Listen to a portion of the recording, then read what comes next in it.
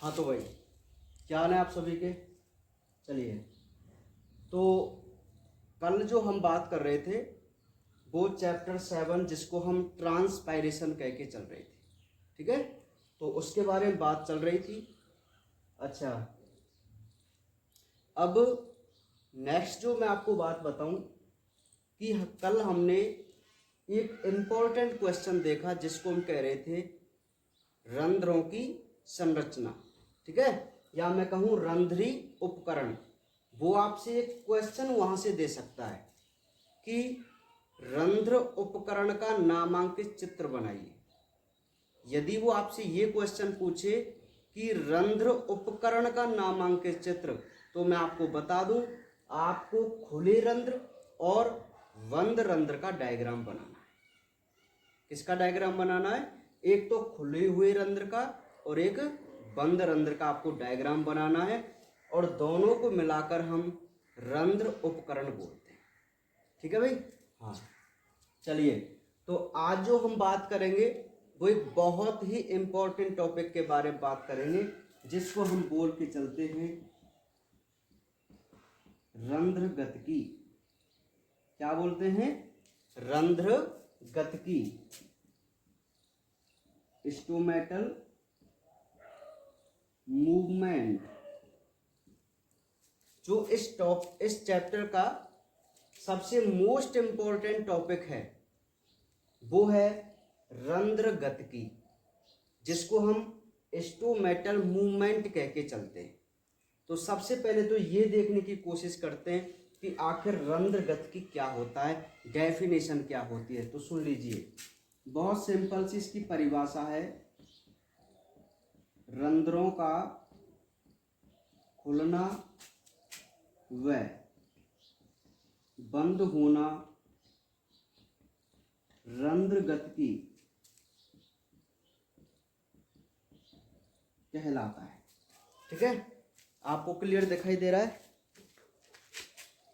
हाँ, सुनिए भाई, तो मैं आपको बता दूं कि आखिर रंध्र गतिकी क्या चीज है। एक हमने टॉपिक पढ़ा जिसको हम रंध्र गतिकी बोल के चल रहे हैं, तो हमें ये पता होना चाहिए कि आखिर रंध्र गतिकी का मतलब क्या होता है।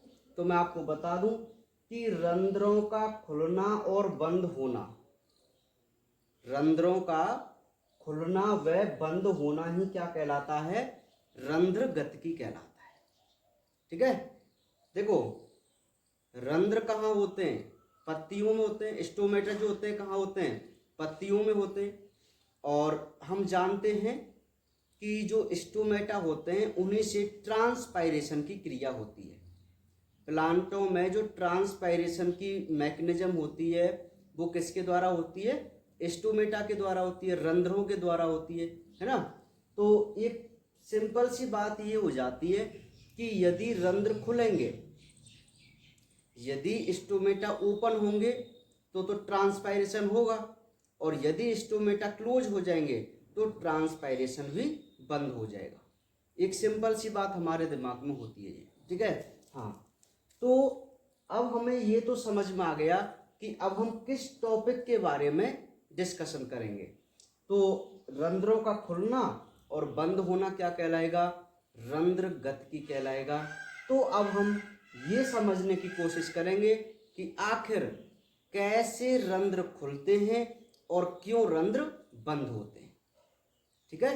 एक रीजन इनका पढ़ेंगे कि आखिर प्लांटों में ऐसी क्या रिएक्शन होती होगी जिस वजह से जो स्टोमेटा है वो समय पर क्लोज होते और समय पर ओपन होते हैं, ठीक है भाई। तो देखिए, मैं आपको बता दूं, इस रंध्र गतिकी की क्रिया को समझाने के लिए कुछ परिकल्पनाएं प्रस्तुत की गई।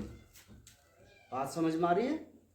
जो रंध्र गतिकी की क्रिया है, अर्थात कुछ ऐसे सिद्धांत प्रस्तुत किए गए जिनमें यह बताया गया कि आखिर प्लांटों में किस प्रकार रंध्र खुलते हैं और किस प्रकार रंध्र बंद होते हैं। तो मैं आपको बता दूं, इसकी 3 थ्योरी दी गई थी। सबसे पहली थी मांड सर्करा परिकल्पना, जिसको हम स्टार्च शुगर हाइपोथेसिस बोल के चलते हैं। ठीक है, सेकंड है स्टीवार्ड परिकल्पना, और थर्ड है सक्रिय पोटेशियम आयन स्थानांतरण। तो आपको सबसे पहले तो यही बात याद रखनी है, कौन सी, कि भाई रंध्र गतिकी को समझाने के लिए 3 परिकल्पनाएं प्रस्तुत की गई। कौन कौन सी थी भाई?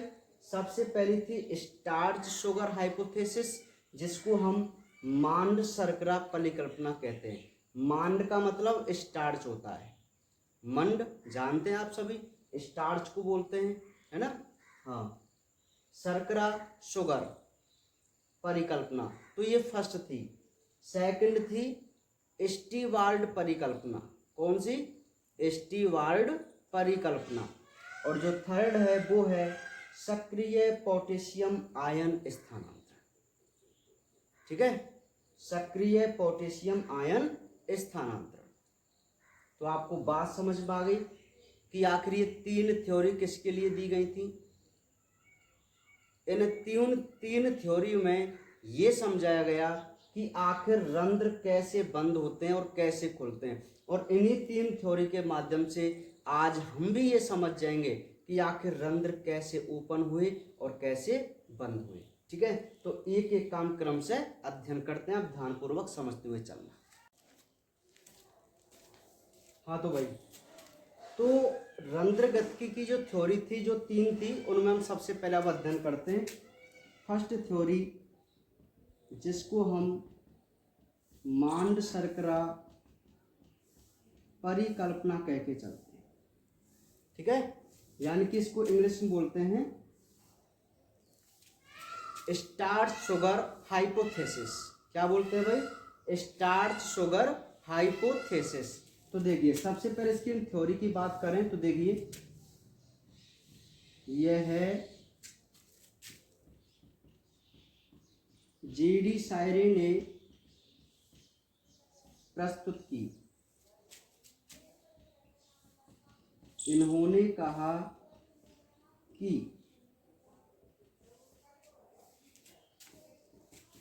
दिन के समय रक्षक कोशिकाओं में CO2 के उपयोग होने से pH उच्च हो जाता है। इस उच्च pH पर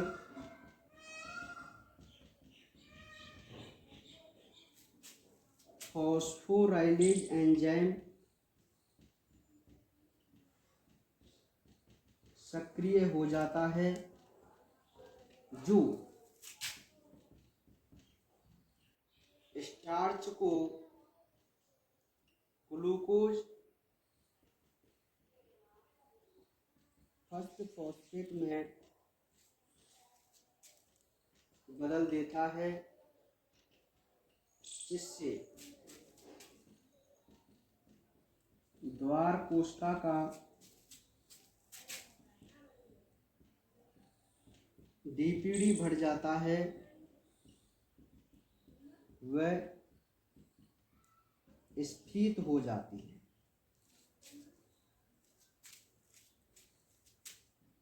वह रंध्र खुल जाते हैं। रात के समय CO2 की वृद्धि होने से pH कम हो जाता है, जिससे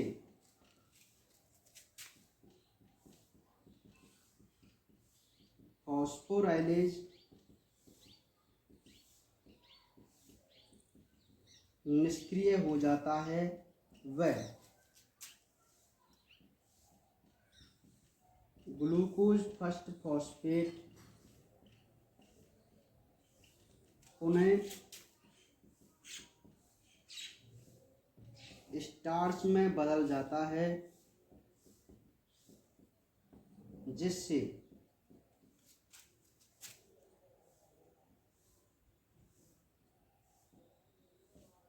रक्षक कोशिका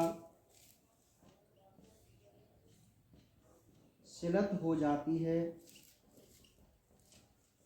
व रंध्र बंद हो जाते हैं।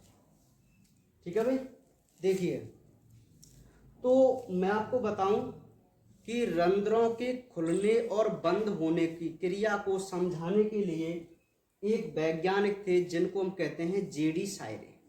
ठीक है, तो ये जो जेडी सायरे वैज्ञानिक थे, इन्होंने एक परिकल्पना प्रस्तुत की। उस परिकल्पना को हम स्टार्च शुगर हाइपोथेसिस कह के चलते हैं, मांड शर्करा परिकल्पना। ठीक है, तो देखिए क्या होती है ये हाइपोथेसिस, मैं आपको बता दूं तो सुनिए।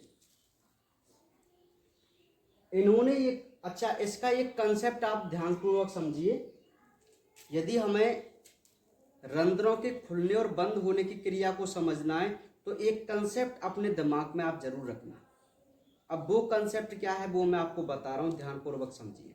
देखिए प्लांट जो होते हैं ना, तो प्लांट की हर कोशिका में स्टार्च होता है, क्योंकि स्टार्च इनका क्या है, भोजन है। ठीक है, और CO2 भी होती है। अच्छा मैं आपको एक बात बता दूं कि पौधे जो होते हैं वो फोटोसिंथेसिस की क्रिया से, प्रकाश संश्लेषण की क्रिया से कार्बन डाइऑक्साइड और जल का उपयोग कर अपने लिए ग्लूकोज अर्थात स्टार्च का क्या करते हैं, निर्माण करते हैं।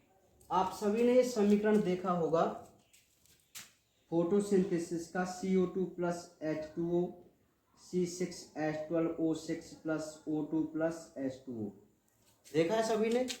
तो मैं आपको एक बात बता दूं कि भाई प्रकाश संश्लेषण की जो क्रिया होती है वो पत्तियों में होती है, और पत्तियों में क्या होता है कि वायुमंडल से कार्बन डाइऑक्साइड और मिट्टी से जल को लेकर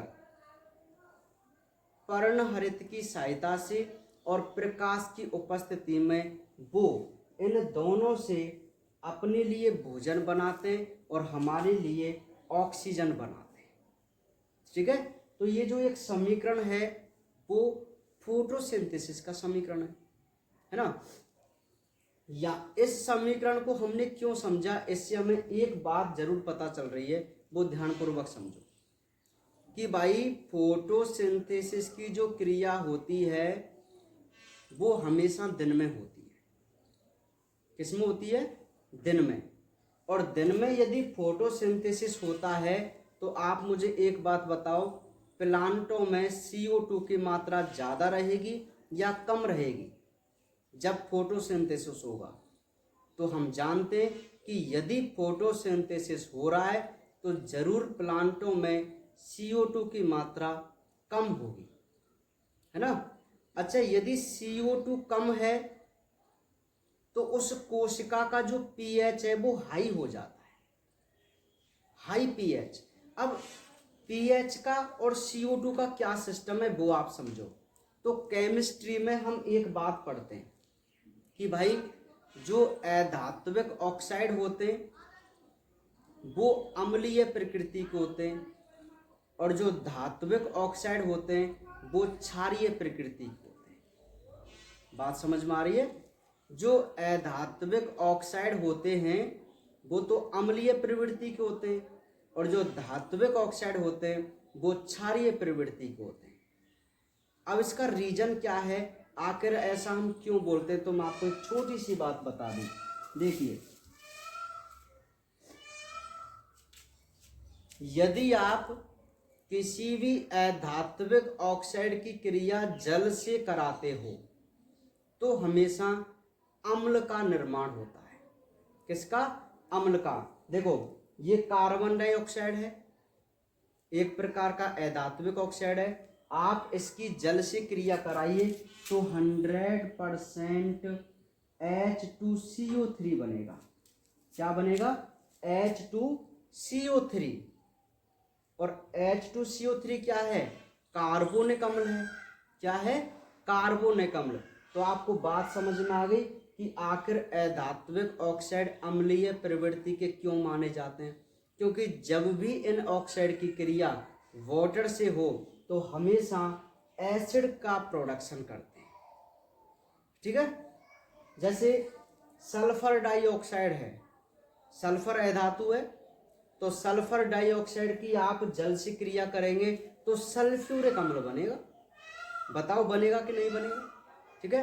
तो आप कोई भी अधात्विक ऑक्साइड की क्रिया वाटर से करा के देख लेना, हमेशा एसिड का प्रोडक्शन होगा। इसीलिए हम कह सकते हैं कि अधात्विक ऑक्साइड हमेशा अम्लीय प्रवृत्ति को होते हैं। दूसरी तरफ धात्विक ऑक्साइड है आपके पास, जैसे सोडियम ऑक्साइड है, सोडियम ऑक्साइड, आप उसकी क्रिया जल से कराइए तो NaOH बनेगा, सोडियम हाइड्रोक्साइड नाम की क्षार बनेगा। तो आपको क्लियर बात समझ में आ गई।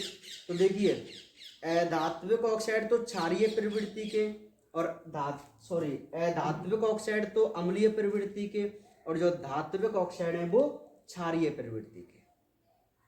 क्लियर है बात? अच्छा, अब एक कंसेप्ट समझो। देखो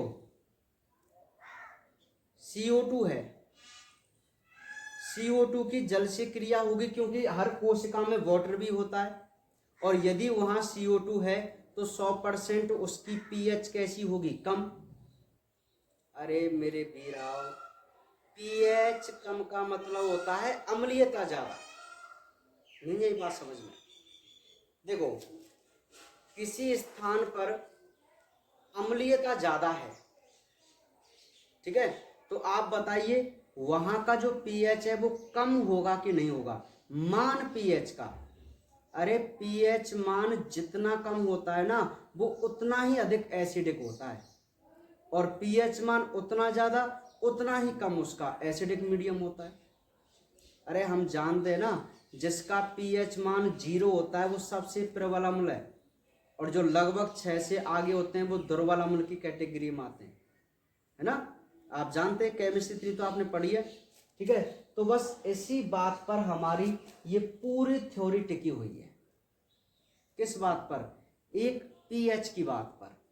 और pH का क्या कंसेप्ट हमें समझ में आया कि भाई यदि कोशिका में CO2 होगी तो उस कोशिका की अम्लीयता ज्यादा होगी क्योंकि वो जल से क्रिया करके अम्ल बनाएगा, और यदि उसकी अम्लीयता ज्यादा होगी तो उसका pH मान उतना ही कम होगा, और जितना कम pH होता है वो हमेशा हानिकारक होता है।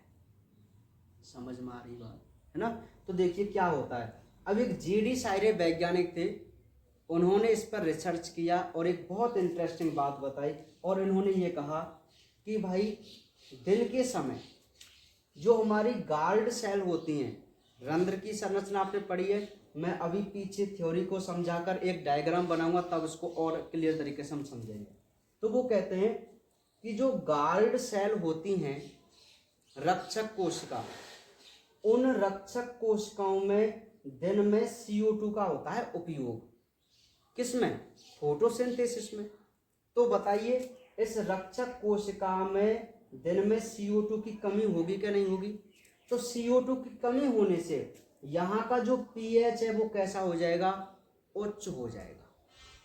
pH उच्च का मतलब ये समझो कि उसकी अम्लीयता का मान कम हो रहा है। समझ में आ गई बात? मैं आपसे कहूं कि भाई किसी का pH 1 है और किसी का pH 3 है, तो बताओ अम्लीयता किसकी ज्यादा है? अरे जिसका pH उतना कम है उसकी अम्लीयता उतनी ज्यादा है। यही तो होता है ना? तो ये जो CO2 था, जब तक इसका उपयोग नहीं हो रहा था तब तक इसने क्या कर रखा था कि यहाँ पर एसिडिक मीडियम बना रखा था, यानी कि जो pH का मान था वो कम हो रखा था। अब इस pH पर एक एंजाइम था जिसको हम फॉस्फोराइलेज एंजाइम कहते हैं, वो एंजाइम था निष्क्रिय। कब? जब CO2 की मात्रा ज्यादा थी गार्ड सेल में। लेकिन जैसे ही सूर्य निकला, दिन हुआ, फोटोसिंथेसिस की क्रिया हुई तो CO2 काम में आ गई ग्लूकोज बनाने के, और pH हो गया हाई। और जैसे ही pH हाई हुआ, इस उच्च pH पर एक फॉस्फोलाइलेज एंजाइम था, वो कैसा हो गया, एक्टिव हो गया, सक्रिय हो गया। ठीक है, और इसके सक्रिय होने से क्या हुआ कि जो स्टार्च था, अरे भाई पौधों का भोजन ही स्टार्च है, तो स्टार्च जो गार्ड सेल में था वो ग्लूकोज फर्स्ट फॉस्फेट में बदल जाता है। अब इसका क्या तात्पर्य मैं आपको बता दूं, भाई गार्ड सेल में जो वाटर है, पानी है, वहाँ स्टार्च भी है। तो स्टार्च जो होता है वो पानी में घुलनशील नहीं है, घुलता नहीं है ना। और यदि वो घुल नहीं रहा है तो वो सांद्रता भी नहीं बढ़ेगा विलयन की, समझ रहे ना आप। लेकिन जैसे ही इसका पीएच उच्च हुआ, फॉस्फोराइलेज एंजाइम एक्टिव हुआ, और फॉस्फोराइलेज एंजाइम एक्टिव हुआ ना, तो पता है क्या हुआ, जो स्टार्च था वो ग्लूकोज फर्स्ट फॉस्फेट में बदल गया। अब ये जो ग्लूकोज फर्स्ट फॉस्फेट है, इसने क्या किया, ये जल में घुल गया, रक्षक कोशिका के पास जो जल था उसमें घुल गया। और जैसे ही ये जल में घुला तो आप मुझे बताइए कि वहां पर एक हाइपरटोनिक सॉल्यूशन बनेगा कि नहीं बनेगा। कहाँ, रक्षक कोशिकाओं में अति सांद्रता वाला बनेगा ना। अब वो कहता है, यहाँ उसने डायरेक्ट कह दिया है कि ग्लूकोज फर्स्ट फॉस्फेट में बदलता है जिससे द्वार कोशिका का डीपीडी बढ़ जाता है, विसरण दाब न्यूनता बढ़ जाती है। और मैंने आपसे कहा था कि डीपीडी बढ़े मतलब ओपी बढ़े, डीपीडी कम ओपी कम, अरे परासरण दाब, और परासरण दाब हम जानते हैं ना, विलय के अणुओं के समानुपाती होता है। अर्थात जो विलयन जितना अधिक सांद्र होगा उसका डीपीडी उतना ही ज्यादा और परासरण दाब भी उतना ही ज्यादा। ठीक है, हाँ, तो समझ में आ गई बात। तो तभी ये कह रहा है कि स्टार्च यदि ग्लूकोज फर्स्ट फॉस्फेट में बदल जाए तो उस द्वार कोशिका का डीपीडी, या मैं सीधी सी भाषा में कहूँ कि उसकी सांद्रता बढ़ जाती है। और यदि द्वार कोशिका की सांद्रता बढ़ गई तो आप देखिए जो सहायक कोशिका थी उसके पास, उनकी सांद्रता कम। तो परासरण का क्या सिस्टम है, जल के अणु हाइपोटोनिक से कहाँ चलते हैं, हाइपरटोनिक की तरफ, है ना। तो जो जल के अणु है वो सहायक कोशिका से कहाँ जाएंगे, रक्षक कोशिका की तरफ। और यदि वो रक्षक कोशिका की तरफ जाएंगे तो रक्षक कोशिका क्या हो जाएंगी, स्फीत हो जाएंगी और रंध्र खुल जाएंगे। ठीक है, एक चित्र के माध्यम से अभी हम इसको और क्लियर तरीके से समझने की कोशिश करेंगे। सेम रात में क्या हुआ, अब भाई रात में फोटोसिंथेसिस नहीं होता तो जो CO2 थी उसका कोई काम नहीं है, तो CO2 की मात्रा हो जाएगी ज़्यादा। और यदि CO2 की मात्रा ज़्यादा हो जाएगी तो pH कैसा हो जाएगा, कम हो जाएगा। और यदि pH कम हुआ तो फॉस्फोराइलेज क्या हो जाएगा, निष्क्रिय। और ये निष्क्रिय हो गया तो जो ग्लूकोज फर्स्ट फॉस्फेट बना था वो वापस किस में बदल जाएगा, स्टार्च में। और यदि ये स्टार्च में बदल गया तो फिर से उसकी सांद्रता कम, और सांद्रता कम तो जो जल के अणु हैं वो रक्षक कोशिकाओं से कहाँ जाएंगे, सहायक कोशिकाओं में, जिससे रक्षक कोशिका कैसी हो जाएंगी, शिलत हो जाएंगी और रंध्र क्या हो जाएंगे, बंद हो जाएंगे। ठीक है, तो ये आपकी थ्योरी, इसका आप स्क्रीनशॉट ले सकते हैं, बाकी आपको नोट्स मिल ही जाएंगे। ठीक है, देखिए भाई अब हम एक डायग्राम के माध्यम से इसको समझने की कोशिश करेंगे। ठीक है, ध्यानपूर्वक समझना आप। ये तो थी थ्योरी, अब एक डायग्राम के अकॉर्डिंग हम इसको समझते हैं और फिर क्लियर तरीका से देखेंगे। ये जो परिकल्पनाएं चल रही हैं ये मोस्ट इंपॉर्टेंट परिकल्पना है इस चैप्टर की, और जो फर्स्ट नंबर की और थर्ड नंबर की है ये ज़्यादा मोस्ट परिकल्पना है।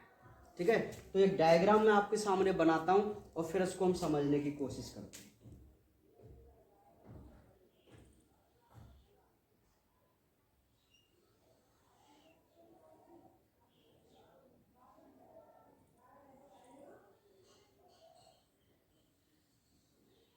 देखिए भाई, ये जो आपके सामने है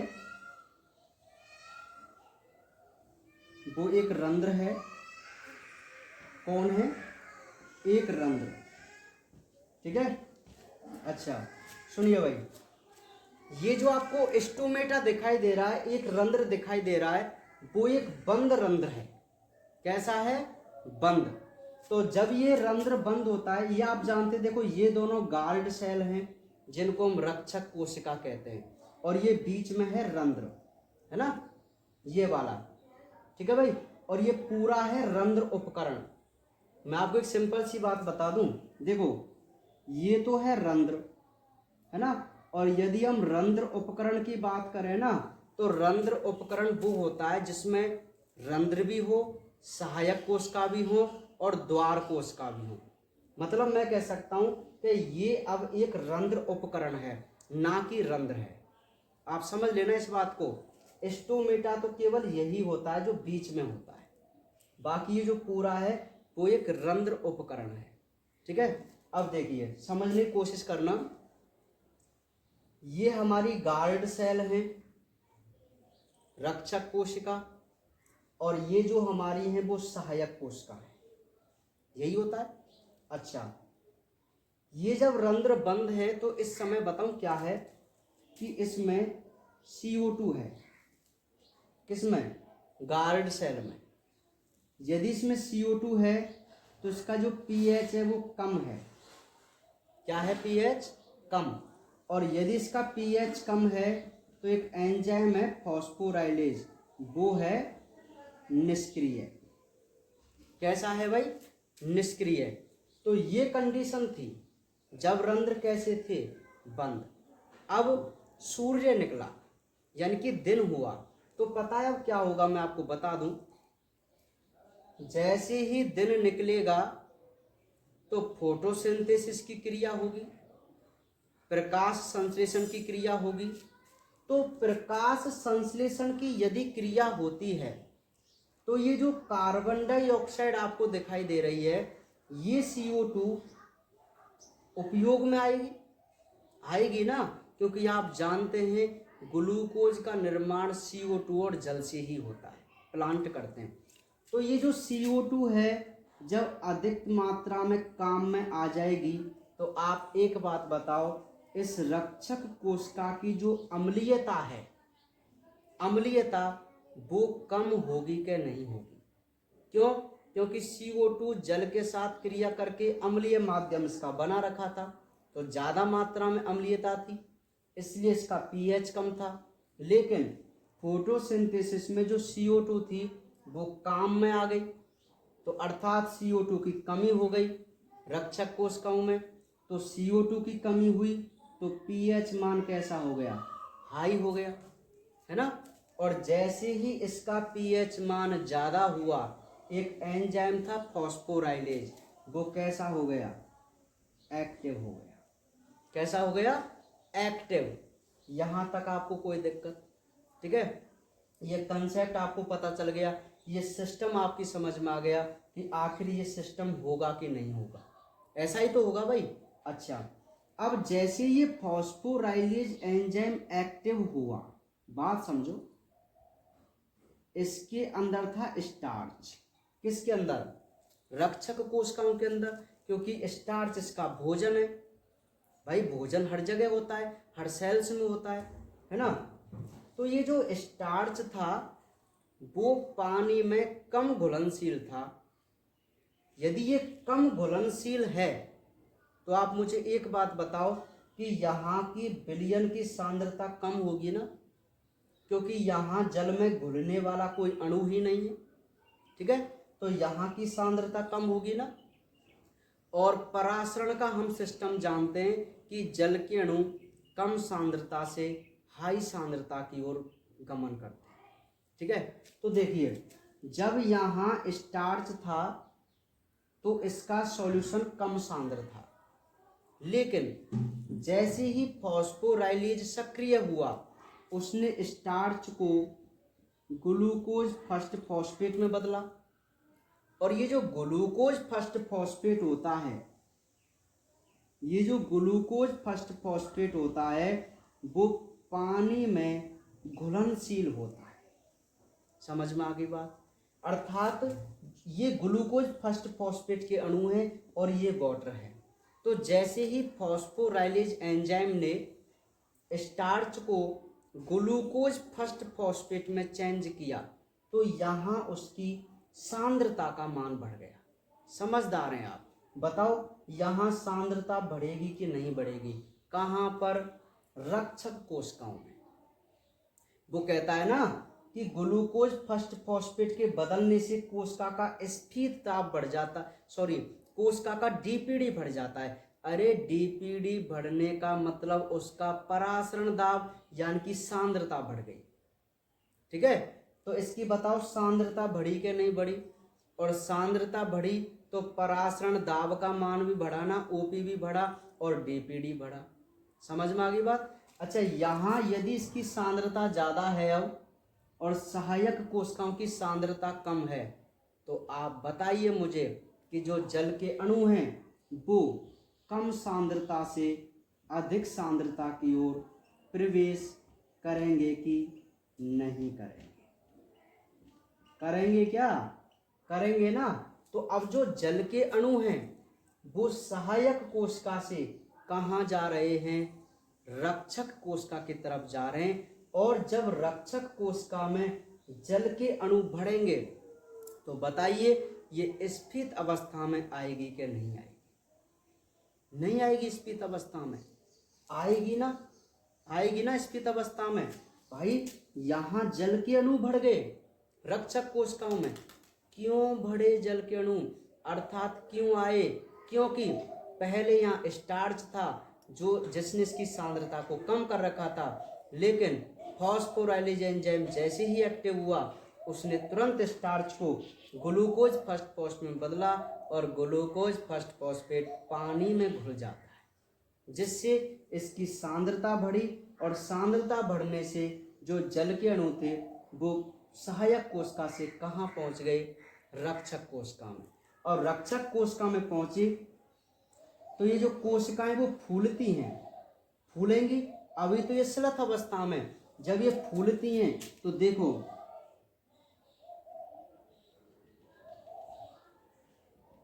इस प्रकार फूलेंगी। ठीक है, ये बड़ी हो जाएंगी पीछे की तरफ, क्योंकि ये जो बाहर की भित्ति थी वो पतली थी और भीतर की भित्ति थी वो मोटी थी।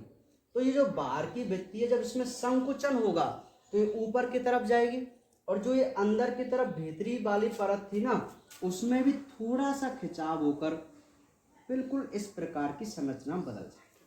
अब देखो कि ये जो रंध्र था अब उसमें कितना गैप हो गया। ठीक है, तो अब हमको ऐसा लग रहा है जैसे ये रंध्र ओपन हो गए। समझ में आ गई बात?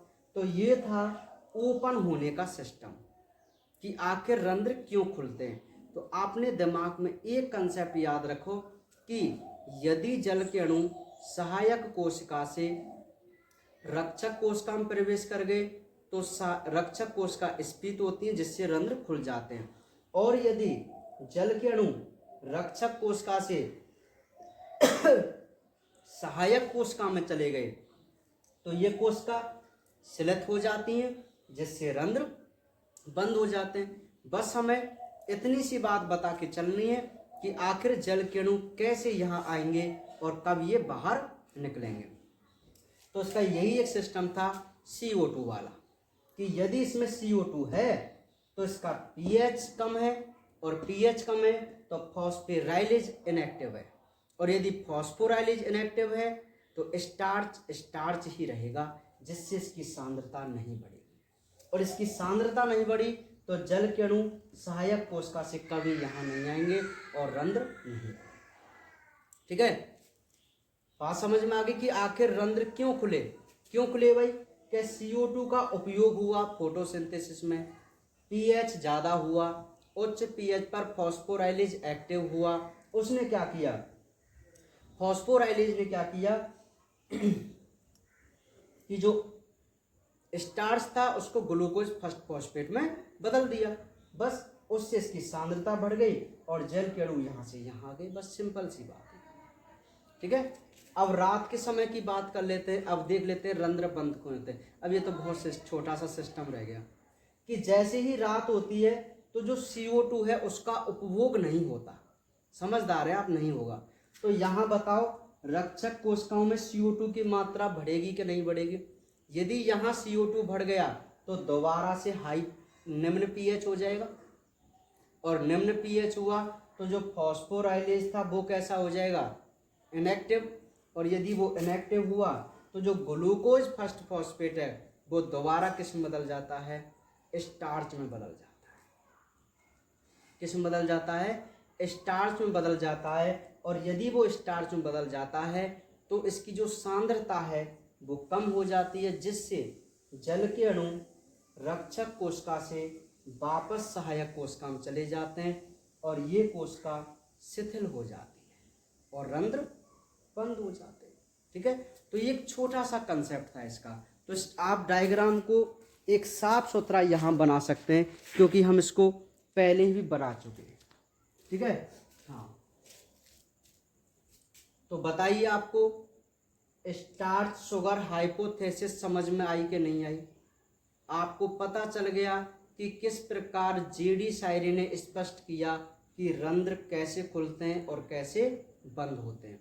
इसका कंसेप्ट CO2 pH पर टिका हुआ है, जो कि आप भली बात जानते हैं। ठीक है भाई, हाँ।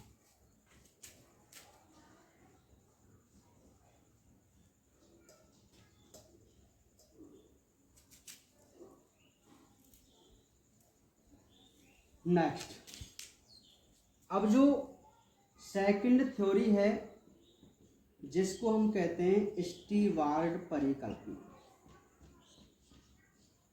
क्या कहते हैं? स्टीवार्ड परिकल्पना। तो मैं आपको बता दूं कि जो स्टीवार्ड परिकल्पना है वो हालांकि पढ़नी तो है लेकिन ज़्यादा खास इम्पोर्टेंट नहीं है। ठीक है, पहले नंबर की और तीसरे नंबर की जो थ्योरी हैं ये हमारे लिए बहुत ज़्यादा इम्पोर्टेंट है। ठीक है भाई, तो देख लेते हैं आखिर हम स्टीवार्ड परिकल्पना क्या है। तो ध्यानपूर्वक समझिए इसे। स्टीवार्ड ने प्रस्तुत किया तथा जेडी सायरे की परिकल्पना को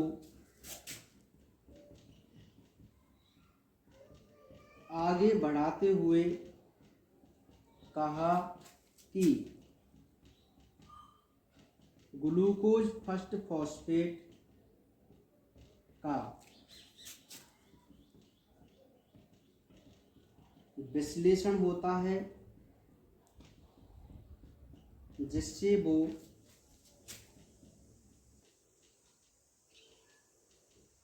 ग्लूकोज 6 फॉस्फेट व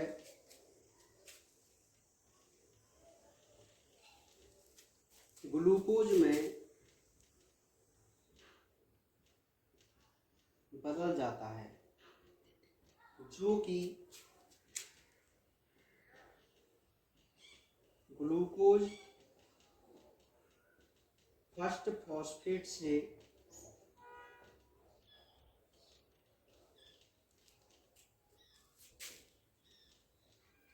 अधिक घुलनशील है, जिससे सांद्रता अधिक बढ़ जाती है। ठीक है, देखिए एक बहुत ही छोटा सा इनका कंसेप्ट था स्टीवार्ड का। तो मैं आपको बता दूं इन्होंने क्या किया था। जो परिकल्पना जेडी सायरे ने प्रस्तुत की थी, जो परिकल्पना जेडी सायरे ने प्रस्तुत की थी उसी परिकल्पना को इन्होंने आगे बढ़ा दिया। उन्होंने ये कहा कि भाई जेडी सायरे ने ये कहा था कि जो स्टार्च है वो फॉस्फोराइलेज की उपस्थिति में ग्लूकोज फर्स्ट फॉस्फेट में बदल जाता है, उतना ही उन्होंने कहा था। लेकिन स्टीवार्ड ने कहा कि भाई जो ग्लूकोज फर्स्ट फॉस्फेट में बदला है तो ये ग्लूकोज फर्स्ट फॉस्फेट भी आगे चलकर विश्लेषित होकर ग्लूकोज 6 फॉस्फेट और अंत में ग्लूकोज में बदल जाता है। मतलब शायरी ने तो ये कहा था कि यहीं तक चेंज होता है, लेकिन स्टीवार्ड ने उसको आगे बढ़ाया और कहा कि जो ग्लूकोज फर्स्ट फॉस्फेट है ना, वो अभी आगे 6 फॉस्फेट में बदलेगा और लास्ट में ग्लूकोज में बदलेगा। ठीक है। और ये जो 6 फॉस्फेट और ग्लूकोज होते हैं वो इस फर्स्ट फॉस्फेट की तुलना में अधिक घुलनशील होते हैं, और यदि ये अधिक घुलनशील हैं तो आप जानते हैं क्या कि भाई ग्लूकोज फर्स्ट फॉस्फेट से अधिक घुलनशील होने के कारण ये जो रक्षक कोशिका है उसकी सांद्रता और अधिक बढ़ जाती है, और यदि इसकी सांद्रता और अधिक बढ़ जाती है तो जल के अणु सहायक कोशिका से प्रवेश कर, बाकी फिर वही सिस्टम है सेम, बाकी जो सिस्टम है वो सेम है। जो यहाँ कंसेप्ट था स्टीवार्ड का वो केवल आपको इतना ही दिमाग में याद रखना है कि इन्होंने शायरी की परिकल्पना को आगे बढ़ाते हुए कहा था कि ग्लूकोज फर्स्ट फॉस्फेट आगे चलकर 6 फॉस्फेट और अंत में ग्लूकोज में बदल जाता है। ठीक है।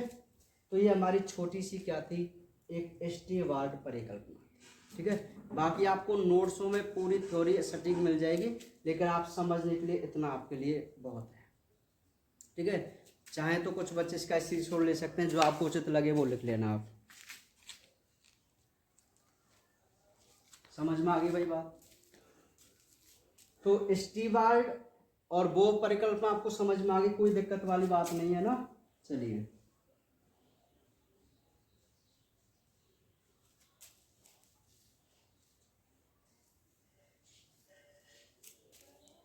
अब जो हमारी नेक्स्ट थ्योरी है तीसरे नंबर की,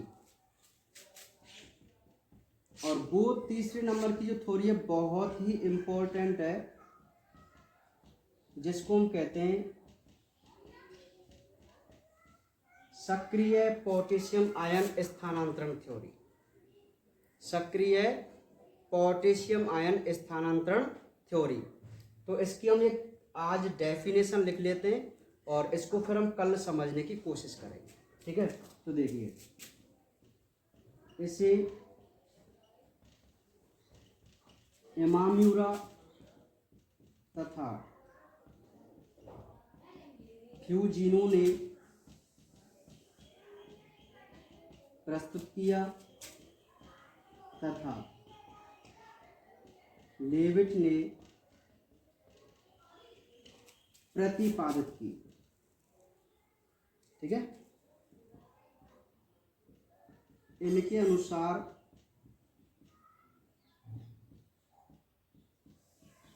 रक्षक कोशिका में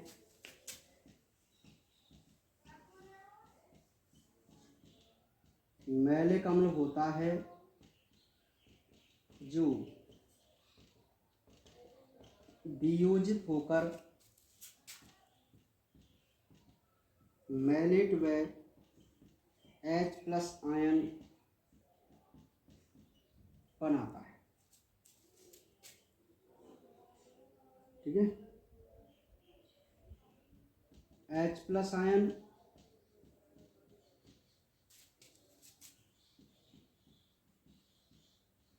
सहायक कोशिका में पोटेशियम आयन होता है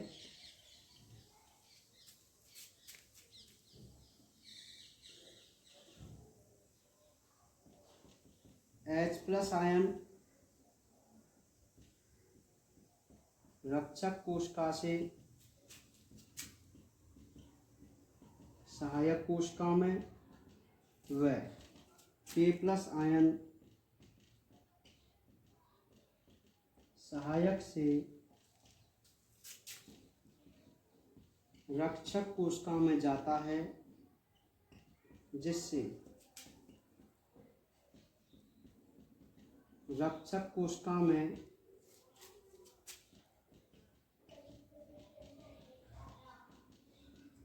पोटेशियम मैलेट बनता है, जो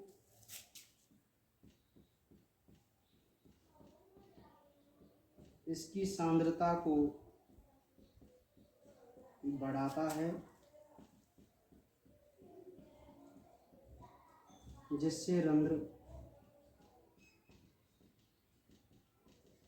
खुल जाते हैं। बाद में पोटेशियम का बहिर्गमन होता है, जिससे रक्षक कोशिका की सांद्रता कम हो जाती है, वह रंध्र बंद हो जाता है। ठीक है, तो मैं आपको एक बहुत इम्पोर्टेंट बात बताऊं कि जो हमारी थर्ड थ्योरी है, जिसको हम सक्रिय पोटेशियम आयन स्थानांतरण थ्योरी कहते हैं, सक्रिय पोटेशियम आयन स्थानांतरण थ्योरी, ये बहुत ही इम्पोर्टेंट थ्योरी है। ठीक है, अब क्यों इम्पोर्टेंट थ्योरी है मैं आपको बता दूं कि इन्होंने एक बात कही थी।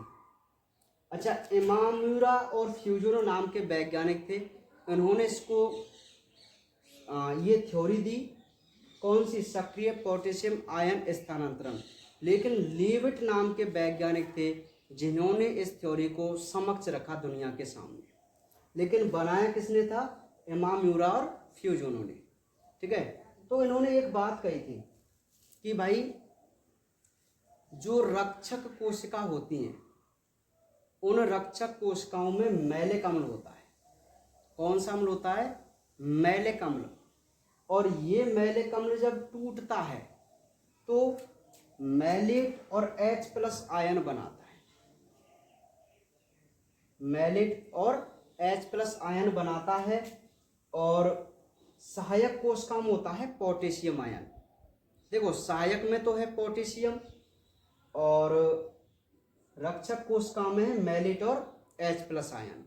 ठीक है, तो जब इन दोनों का आपस में एक्सचेंज होता है, जैसे पोटेशियम जाता है रक्षक में और H+ आ जाता है सहायक में, तो रक्षक कोशिका में जैसे ही पोटेशियम आया तो ये एक पदार्थ प्रोडक्ट बनता है जिसको हम पोटेशियम मैलेट कहते हैं। ये कहाँ बना पोटेशियम मैलेट, रक्षक कोशिकाओं में। तो रक्षक कोशिकाओं में पोटेशियम मैलेट के बनने से उसकी सांद्रता जो है वो बढ़ जाती है रक्षक कोशिकाओं की। अब हम जानते हैं कि यदि सांद्रता बढ़ गई तो जल के अणु सहायक कोशिका से रक्षक कोशिका में। ठीक है, फिर बाद जिससे रंध्र क्या हो जाएंगे, खुल जाएंगे, और बाद में क्या होगा कि भाई जो पोटेशियम अणु है वो जैसे ही सहायक रक्षक कोशिका से बाहर निकलते हैं, अर्थात सहायक कोशिका में जाते हैं, तो वापस उस रक्षक कोशिका की जो सांद्रता है वो कैसी हो जाती है, कम हो जाती है, जिससे रंध्र बंद हो जाते हैं। ठीक है, तो ये एक बहुत इम्पोर्टेंट थ्योरी है, और मैं आपको अभी एक हल्का सा आपको समझाया ताकि आपको थोड़ा सा दिमाग में चला जाए, लेकिन इसकी हम क्लियर तरीके से, बहुत इंटरेस्टिंग तरीके से एक डायग्राम के माध्यम से कल हम इसको समझेंगे। ठीक है, कल हमारा ये चैप्टर कंप्लीट हो जाएगा, और मैं आपको बता दूं कि आज जो आपको पढ़ना है वो मुख्य रूप से रंध्र गतिकी की डेफिनेशन और फर्स्ट परिकल्पना जीडी शायरी वाली, जिसको हम मांड शर्करा परिकल्पना कह के चलते हैं, उसी पर आपको ज़्यादा ध्यान देना है। इसको आप थोड़ा सा अभी समझना जो मैंने बोला है, बाकी कल हम इसकी बहुत अच्छी तरीके से डिटेल में बात करेंगे, क्योंकि ये थोड़ा बड़ा टॉपिक है तो अब ये कंप्लीट नहीं हो पाएगा। ठीक है, तो कल इसको हम क्लियर तरीके से देखेंगे, है ना। तो आज आप उसी को याद कर लेना जो मैंने कहा है। ठीक है भाई।